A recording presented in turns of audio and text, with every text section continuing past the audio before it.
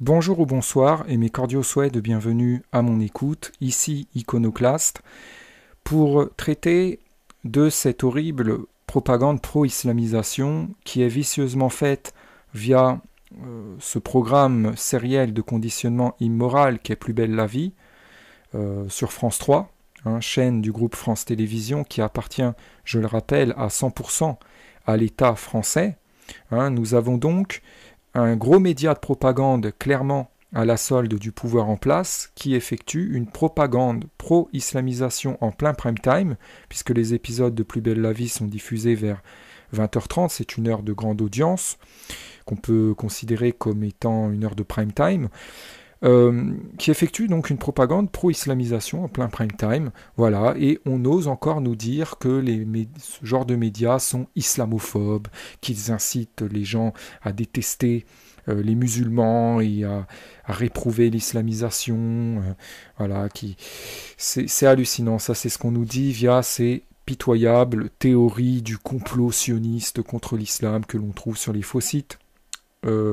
Les sites de fausses dissidences. Voilà, tout ça j'en ai déjà parlé.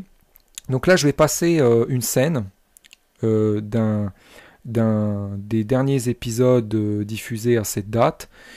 Si vous voulez les coordonnées de l'épisode, c'est l'épisode 3063 de la saison 12 de cette série, qui a été diffusé le soir du 20 juillet 2016. Donc c'est récent, Et vous allez voir dedans que la position anti-islamisation est ridiculisée, que tout est fait dans cette scène pour faire passer la réprobation de l'islamisation comme étant une turpitude de gens obtus d'esprit, obscurantistes, bêtes, haineux, limite racistes, etc. Tout est fait pour influencer les téléspectateurs à juger cette réprobation de l'islam pourtant légitime et morale comme étant vile, comme étant blâmable. Voilà. Et pour influencer ces mêmes téléspectateurs à considérer que s'opposer à cette réprobation et que la répartie face à elle, c'est de la raison, que c'est de l'intelligence. Voilà. Donc je vais passer l'extrait, je commenterai ensuite, je reviendrai sur certains aspects de cette scène qui est scénarisée donc en vue de ridiculiser la position anti-islamisation. J'en peux plus ces histoires de réfugiés. Depuis que le docteur Leserman s'est mis à faire de l'humanitaire, ça n'arrête pas de défiler sur la place du Mistral. Ah, vous trouvez? Oui. Et j'en vois partout, ça grouille. Non, je suis pas tranquille. Et vous allez voir que la clientèle de l'hôtel va diminuer. Ah, vous me désespérez, mon pauvre Charles. Vous n'allez pas me dire que vous voyez ça d'un très bon œil. On en a déjà parlé. Ah oui, c'est vrai, vous êtes croyante. Et vous avez des principes de charité. Mais sachez que l'islamisation de la France est en marche, est en train de faire vaciller le socle de civilisation que nous avons construit depuis des millénaires. Écoutez, moi je vois des hommes, des femmes et des enfants qui fuient un pays en guerre. Mais on ne fuit pas son pays quand il va mal. Ils sont en danger. Ils préfèrent partir dans des conditions épouvantables plutôt que de mourir sous des bombes. Ça prouve l'horreur de la situation. Il y a tellement de malades dans le centre et on manque de tout. Tout de suite après, il balance un discours victimaire, forcément, pour... Vous voyez, ça fait beaucoup de dégâts. Ça fait beaucoup de dégâts. Alors, vous remarquerez que, bien évidemment, tout est fait pour mettre dans le scénario, ils mettent Akia, en fin de compte, ce personnage anti-islamisation, pour essayer de faire croire que cette femme qui le contredit et qui défend l'islamisation sous prétexte de charité envers les réfugiés, etc.,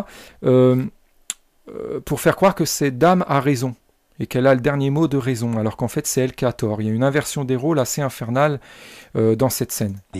Les propos de cet homme sont très justes, mais dans le scénario, ils les font prononcer d'une façon qui est de nature à les discréditer.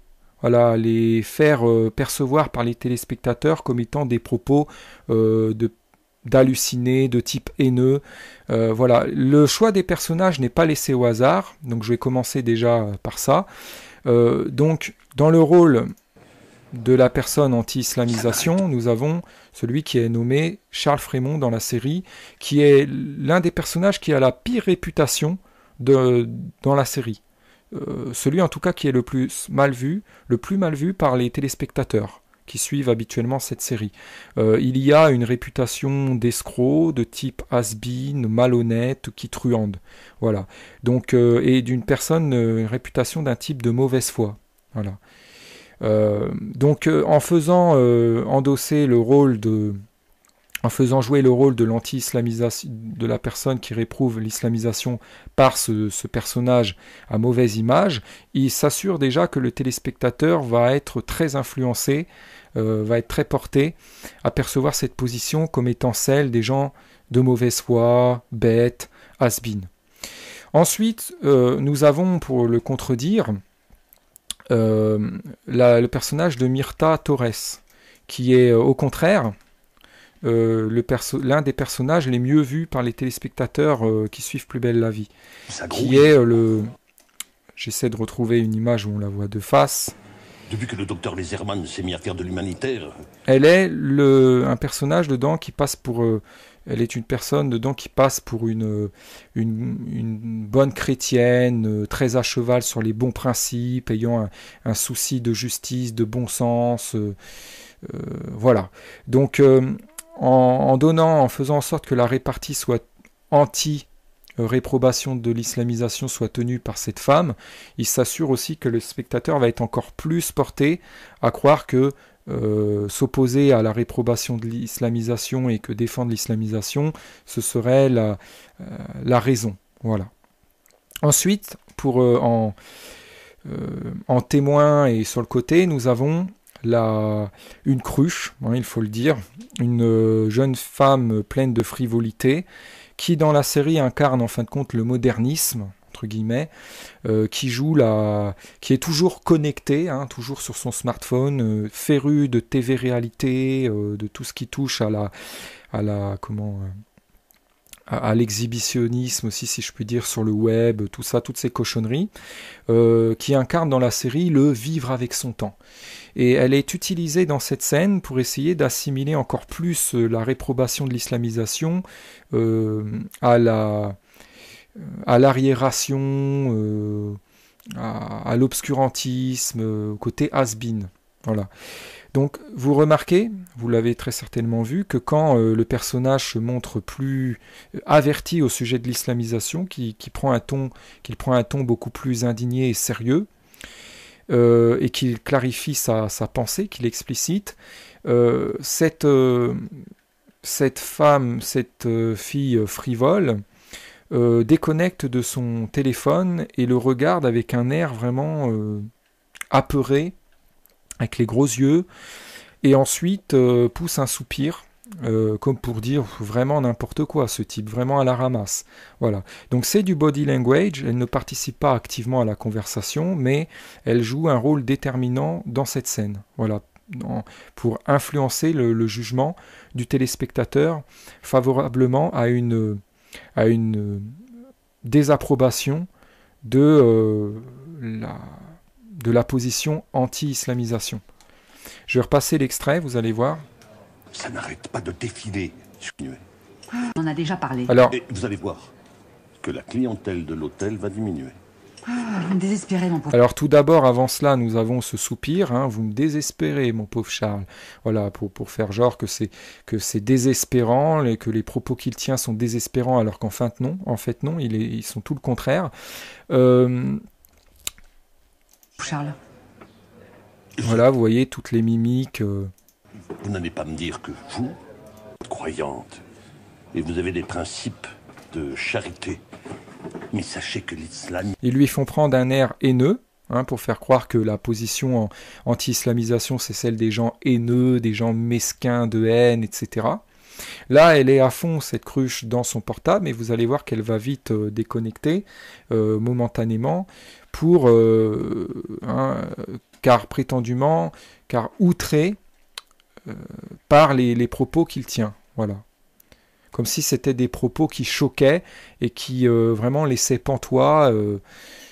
L'islamisation de la France est en marche, est en train de... Voilà, l'islamisation de la France est en marche, effectivement c'est une réalité, il est très réaliste là, et là ils font croire, vous voyez dans les regards, la façon dont ils le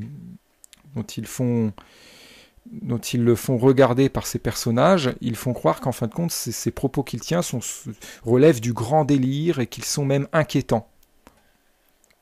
Que c'est du grand n'importe quoi, que c'est du grand catastrophisme. Faire vaciller le socle de civilisation. Vous voyez, le ton, la façon dont il dit, c'est voulu pour discréditer la position anti-islamisation, pour faire croire que que ça relève de l'extrapolation, de la dramatisation puérile et bête de la situation. C'est infâme. Hein. Que nous avons construit depuis des millénaires. Écoutez, moi je vois des hommes, des femmes et des enfants. Donc là, on a tout de suite cette Myrta Torres, là, elle s'appelle comme ça dans la série, qui fait le démenti, qui est un démenti finalement de tort, hein, bête, et du genre, moi je ne vois pas tout ce que vous voyez, vous psychotez mon pauvre Charles, vous êtes désespérant, vous psychotez, vous êtes fou à la ramasse, vous n'y êtes pas du tout, moi je vois simplement des petits gens tout innocents qui fuient leur pays et qui finalement voilà, méritent de toute la charité du monde, voilà en gros ce qu'elle dit. Donc c'est prétexté pour... ils utilisent toujours le fait que ce serait soi-disant... Ils prétextent que ce sont des réfugiés à chaque fois pour dire qu'en fin de compte, pour essayer de trouver une justification, de feindre une justification morale à l'acceptation de l'islamisation. Voilà. Et de l'invasion de la France par l'islam et par là de sa dénaturation. Le personnage en question qui est ridiculisé ici a raison de considérer ça comme étant de mauvais augure et de s'en offusquer et d'avertir par rapport à ça, d'être alarmiste.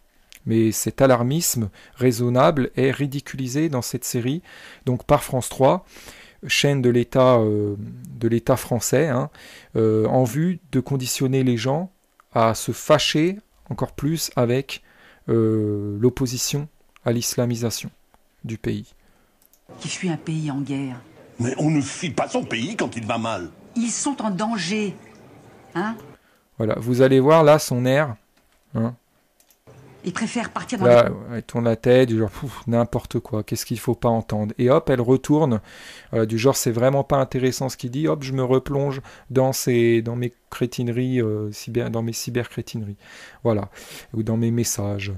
Et là, tout de suite, vous voyez, elle commence à s'énerver, en fait, du genre, à l'infantiliser, à lui parler bientôt comme s'il était un bébé qui ne comprenait rien à rien, vous voyez, en se mettant au-dessus, c'est pathétique. Des conditions épouvantables, plutôt que de mourir sous des bombes. Comme si elle lui apprenait, elle lui faisait la bonne morale au sujet de la question. Hein. Ça prouve l'horreur de la situation. Et voilà, tout est fait pour qu'il ait mis dans le scénario Akia, hein, alors qu'il pourrait très bien avoir une répartie et démonter ce qu'elle dit. Mais là, dans le scénario, ils le veulent mis Akia et sans mots, bouche bée, pour faire croire qu'elle a le mot de raison. Voilà, pour faire croire que la réprobation de l'islamisation, ce serait un truc de gens bêtes, qui ne comprendraient rien, qui serait vite qui serait vite facile à confondre et facile à décontenancer, qui n'aurait pas d'arguments, qui n'aurait pas de... Voilà. Il y a tellement de malades dans le centre et on manque de tout. Voilà, il manque de tout. Alors il faut savoir qu'en fin de compte, le docteur Laserman, dont parlait ce personnage qui joue ici le rôle d'un anti-islamisation, mais facilement impressionnable, si je puis dire, ce docteur Laserman, qui est en fait ici hors cadre, aide une femme qui s'occupe de réfugiés, qui est elle-même réfugiée, et voilà, cette femme, il la surprend en train de voler des médicaments dans son propre cabinet, mais celui-ci culpabilise de s'en être offusqué, parce que sous prétexte que ce seraient des réfugiés, il faudrait tolérer tolérer qu'ils volent. Alors, tous ne volent pas, mais il ne faudrait jamais rien leur dire lorsqu'il leur arrive d'avoir des torts. Voilà, donc ils font aussi une odieuse propagande, au-delà de la scène que je vous ai montrée. Horrible, vraiment horrible. Il y a une scène dans un épisode suivi, je crois que c'est l'épisode qu'ils ont passé le lendemain, où on voit en fin de compte ce même Charles Frémont qui avait dans la scène précédente, qui veut se faire soigner par le dit docteur, Laserman, mais qui n'est pas accepté par ce docteur parce que ce docteur s'occupe en priorité de ces réfugiés, hein, et limite ne veut soigner qu'eux. Voilà, et met de côté donc ce patient français. Voilà, qui n'a pas les soins qu'il devrait être en droit d'avoir. Voilà. Donc, mais c'est montré, il donne raison alors aux médecins dans la série. Voilà, pour faire croire que que ça relève d'un sens des priorités aigus, tout pour essayer de lui donner raison, c'est hallucinant. Et alors, on a encore ce Charles Frémont qui s'offusque et qui passe pour le bouffon de service, le type à la ramasse, qui n'a rien compris. Et encore cette Myrta Torres dans la scène qui défend le médecin. Voilà, et qui s'offusque de l'attitude de ce Charles Frémont, qui joue le vilain islamophobe, anti-réfugié. Voilà. C'est infernal. Vraiment, ces gens sont des cabotins qui vraiment sont très laids, sont vraiment laids d'immoralité en acceptant de jouer ces rôles. Moi personnellement, on me proposerait de jouer des rôles comme ça dans une série aussi propagandiste, je refuserais. C'est pas possible d'accepter de jouer ces rôles. Soit faut être très niais, très inconscient, ou soit faut être vraiment pervers. Là, je parle de ceux qui vont jouer ces rôles sciemment en sachant ce à quoi ils participent. Vraiment, c'est odieux. Au passage, la série Plus belle la vie, le logo de la série Plus belle la vie a changé de couleur. Il est passé du bleu au rose. Et dès qu'il est passé en rose, à la couleur rose, il y a eu encore plus d'apologie de la luxure, de la débauche, de la perversité sexuelle dans cette série. C'est hallucinant. Bientôt, c'est parfois même des cours de débauche sexuelle en plein prime time. Il y a eu aussi des cours de prostitution, hein, pour inciter les filles à faire à faire les escort girls, tout ça. Une notice carrément leur était donnée via des scènes où deux prostituées, deux escortes, hein, le terme escort girl c'est utilisé en euphémisme, hein, pour prostituée,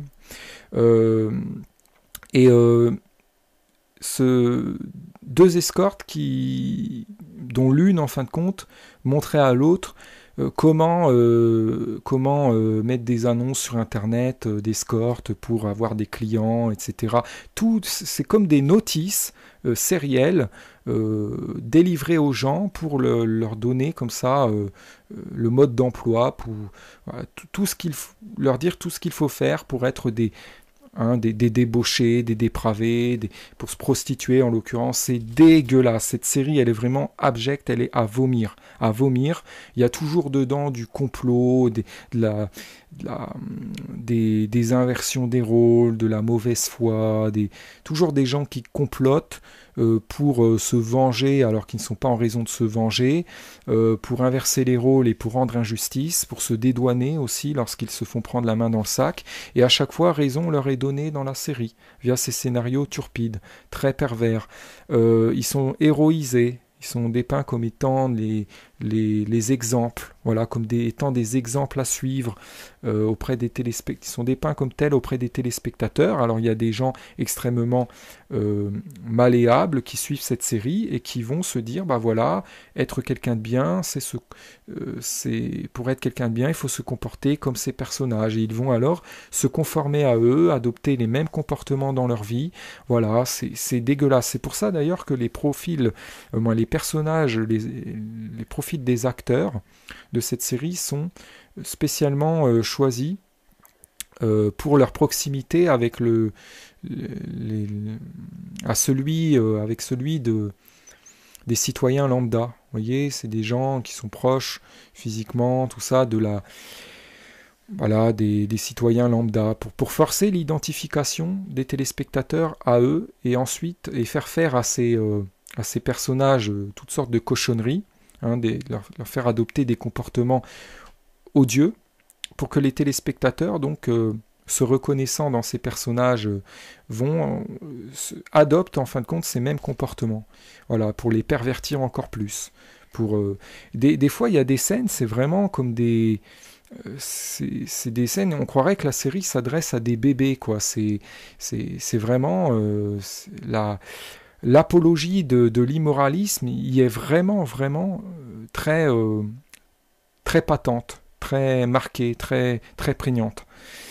Voilà, je reviendrai sur d'autres passages de cette série, c'est infernal. Il faudrait à chaque fois décortiquer chaque épisode, on n'en finirait pas. Mais vraiment, c'est impressionnant, moi c'est impressionnant. C'est vraiment atterrant de voir à quel point ils sont capables de charger ne serait-ce qu'une petite scène d'immoralité. C'est vraiment lourd en teneur immorale, hein. C'est vraiment abject. Je reviendrai là-dessus plus tard. Sur ce, je vous souhaite une bonne suite de journée. Je vous dis éventuellement à une prochaine. Ciao. Lorsqu'il leur arrive d'avoir des torts. Voilà, donc ils font aussi une odieuse propagande au-delà de la scène que je vous ai montrée. Horrible, vraiment horrible. Il y a une scène dans un épisode suivi, je crois que c'est l'épisode qu'ils ont passé le lendemain, où on voit en fin de compte ce même Charles Frémont qui avait dans la scène précédente, qui veut se faire soigner par le dit docteur, Laserman, mais qui n'est pas accepté par ce docteur parce que ce docteur s'occupe en priorité de ces réfugiés, hein, et limite ne veut soigner qu'eux. Voilà, et met de côté donc ce patient français, voilà, qui n'a pas les soins qu'il devrait être en droit d'avoir. Voilà. Donc, mais c'est montré, il donne raison alors aux médecins dans la série. Voilà, pour faire croire que que ça relève d'un sens des priorités aigus, tout pour essayer de lui donner raison, c'est hallucinant. Et alors, on a encore ce Charles Frémont qui s'offusque et qui passe pour le bouffon de service, le type à la ramasse, qui n'a rien compris. Et encore cette Myrta Torres dans la scène qui défend le médecin. Voilà, et qui s'offusque de l'attitude de ce Charles Frémont, qui joue le vilain islamophobe, anti-réfugié. Voilà. C'est infernal. Vraiment, ces gens sont des cabotins qui vraiment sont très laids, sont vraiment laids d'immoralité en acceptant de jouer ces rôles. Moi, personnellement, on me proposerait de jouer des rôles comme ça dans une série aussi propagandiste, je refuserais. C'est pas possible d'accepter de jouer ces rôles. Soit faut être très niais, très inconscient, ou soit faut être vraiment pervers. Là, je parle de ceux qui vont jouer ces rôles sciemment en sachant ce à quoi ils participent. Vraiment, c'est odieux. Au passage, la série Plus belle la vie, le logo de la série Plus belle la vie a changé de couleur. Il est passé du bleu au rose. Et dès qu'il est passé en rose, à la couleur rose, il y a eu encore plus d'apologie de la luxure, de la débauche, de la perversité sexuelle dans cette série. C'est hallucinant. Bientôt, c'est parfois même des cours de débauche sexuelle en plein prime time. Il y a eu aussi des cours de prostitution, hein, pour inciter les filles à faire à faire les escort girls, tout ça. Une notice carrément leur était donnée via des scènes où deux prostituées, deux escortes, hein, le terme escort girl c'est utilisé en euphémisme, hein, pour prostituée,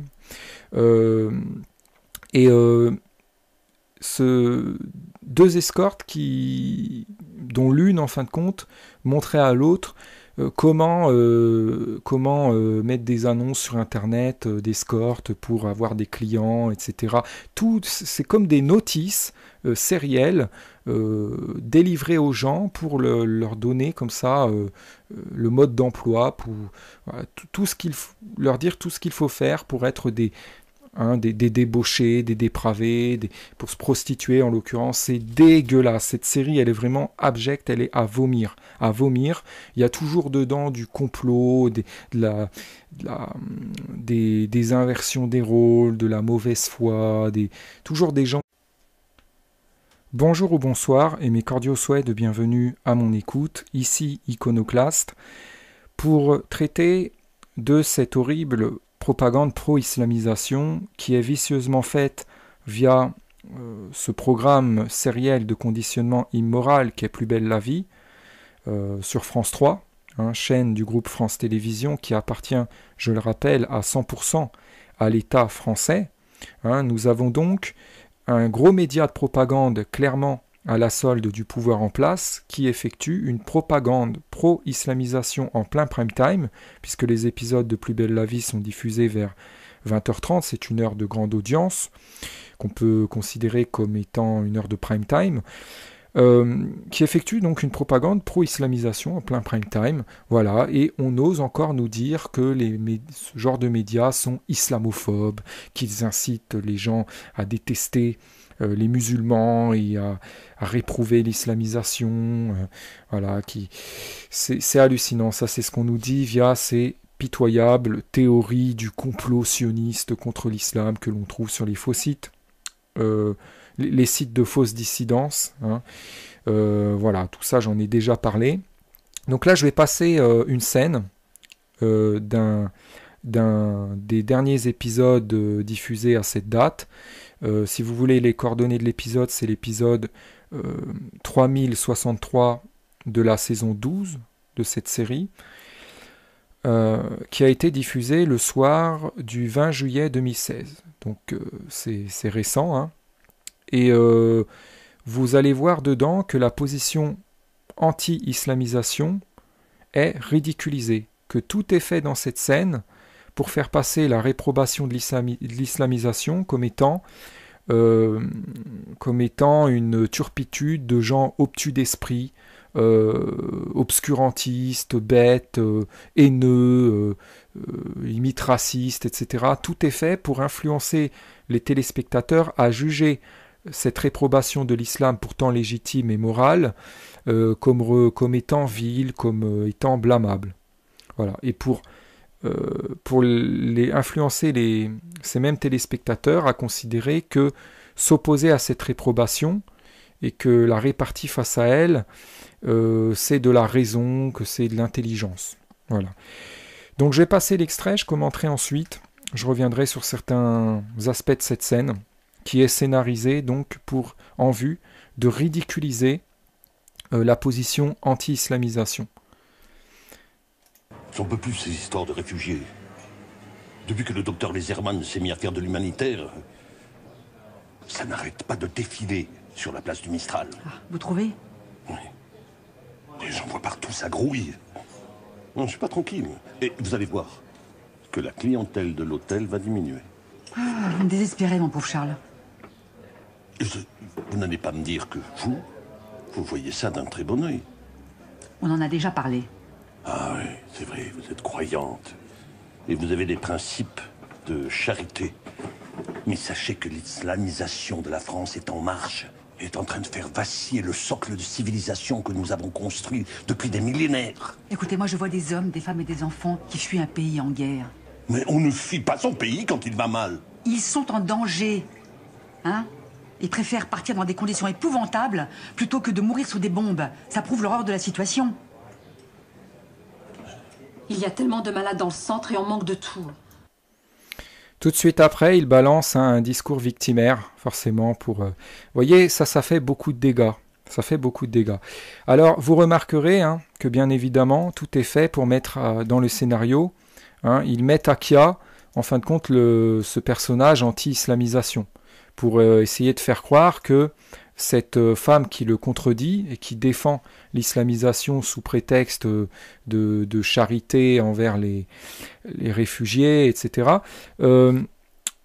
pour faire croire que cette dame a raison et qu'elle a le dernier mot de raison, alors qu'en fait c'est elle qui a tort. Il y a une inversion des rôles assez infernale dans cette scène. Les propos de cet homme sont très justes, mais dans le scénario, ils les font prononcer d'une façon qui est de nature à les discréditer.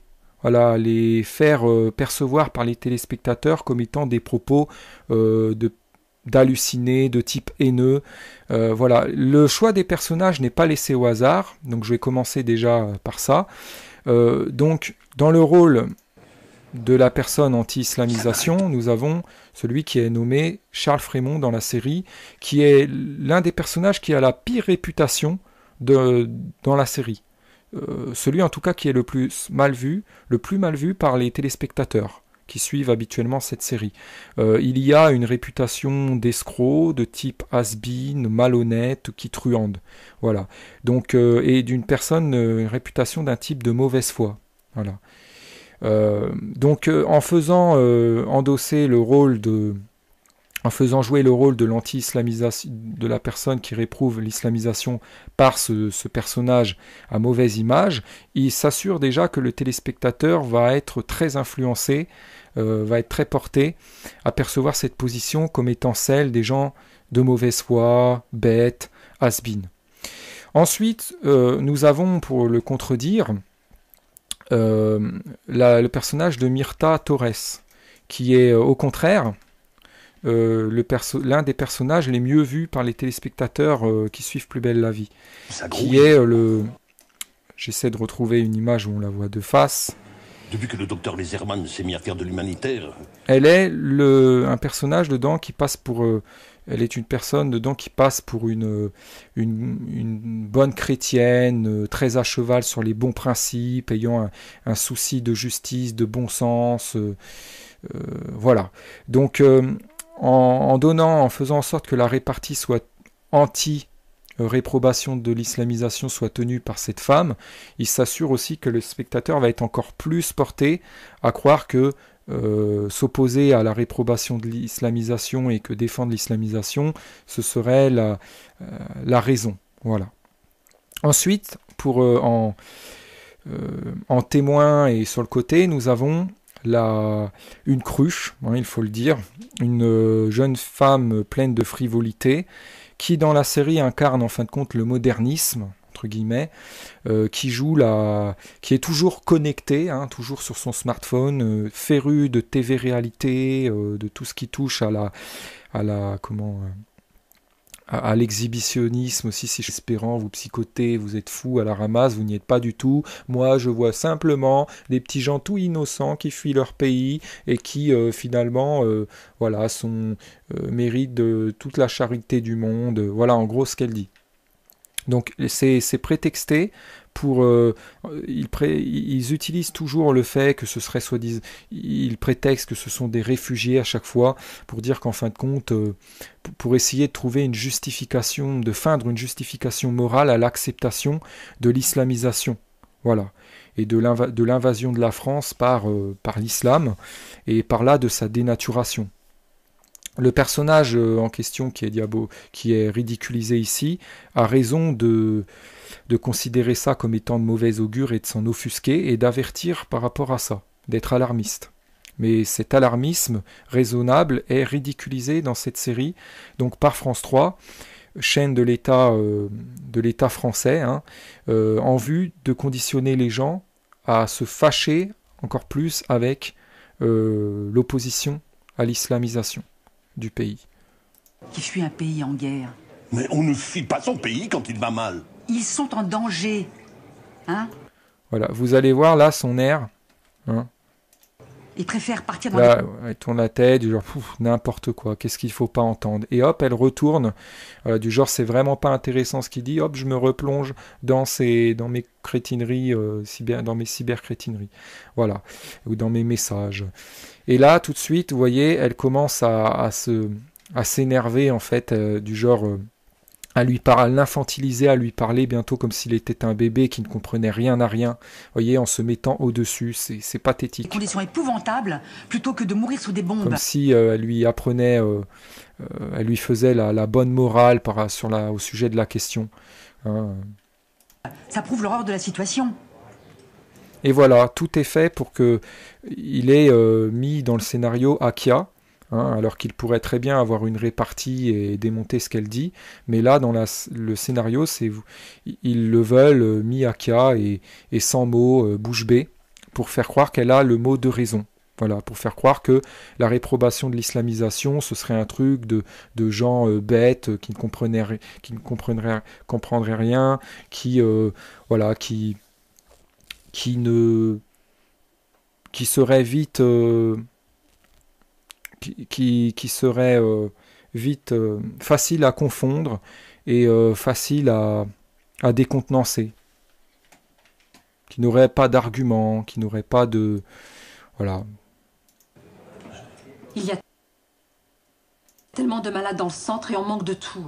Voilà, il manque de tout. Alors il faut savoir qu'en fin de compte, le docteur Laserman, dont parlait ce personnage qui joue ici le rôle d'un anti-islamisation, mais facilement impressionnable, si je puis dire, ce docteur Laserman, qui est en fait ici hors cadre, aide une femme qui s'occupe de réfugiés, qui est elle-même réfugiée, et voilà, cette femme, il la surprend en train de voler des médicaments dans son propre cabinet, mais celui-ci culpabilise de s'en être offusqué, parce que sous prétexte que ce seraient des réfugiés, il faudrait tolérer tolérer qu'ils volent.